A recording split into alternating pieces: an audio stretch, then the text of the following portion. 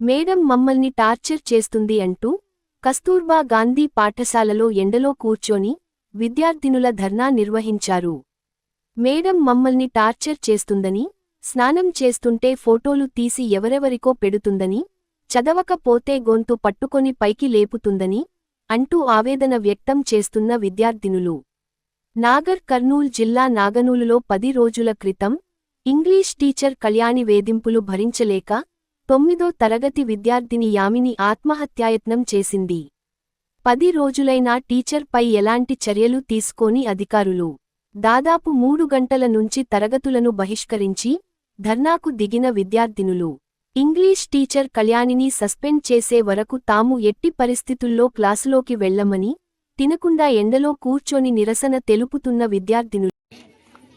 అన్నా మేమైతే చాలా సఫర్ అవుతున్నాం మేడం వల్ల. ప్రతిసారి ఎవరి మీద కోపం తీసుకొచ్చి మా పైన చూపిస్తుందో లేకపోతే మా మీద కోపం మా పైన చూపిస్తుందో తెలియదు, కానీ మేడం వల్ల మాత్రం మేము చాలా సఫర్ అవుతున్నాము.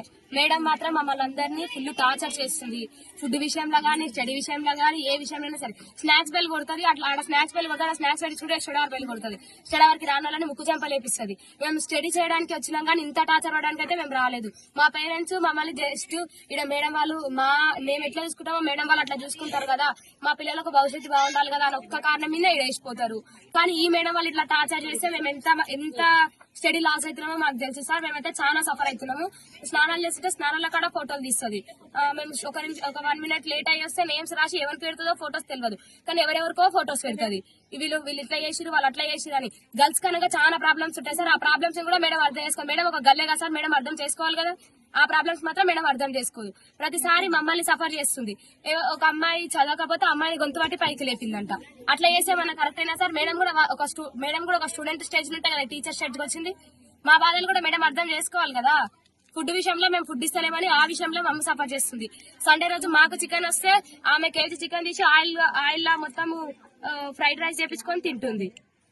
అట్లా చేయకపోతే ఆంటీ వాళ్ళని తిడుతుంది, మమ్మల్ని సఫర్ చేస్తుంది. అది కూడా డైరెక్ట్ చెప్పదు సార్. క్లాస్ లోకి వచ్చిన తర్వాత అందరి ముందలా తిడుతుంది. పేరెంట్స్ విషయంలోకి వెళ్తుంది.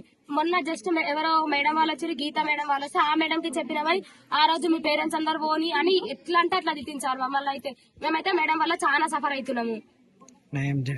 మాకైతే న్యాయం చేయాలి సార్. న్యాయం చేయకపోతే ఎన్ని రోజులకుండా ఈయనే ఉంటాం.